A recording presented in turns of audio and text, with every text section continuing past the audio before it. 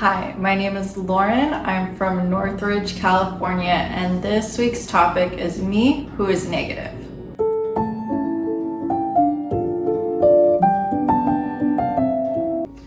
So before this meditation, ever since I could remember, I really struggled with negativity and having a negative mindset.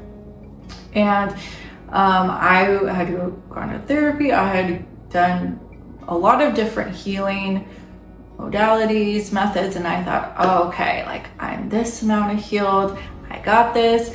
And then when I found the meditation process, I was definitely humbled and surprised by how much negativity and suffering I was still having in my mind.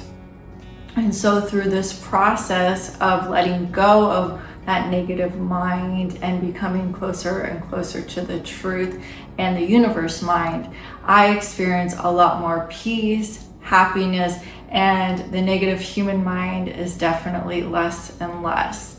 So I'm definitely very grateful for this meditation process, the teachers and the founders, and I look forward to continue to eliminate the negative human mind and be closer to the truth and enlightenment.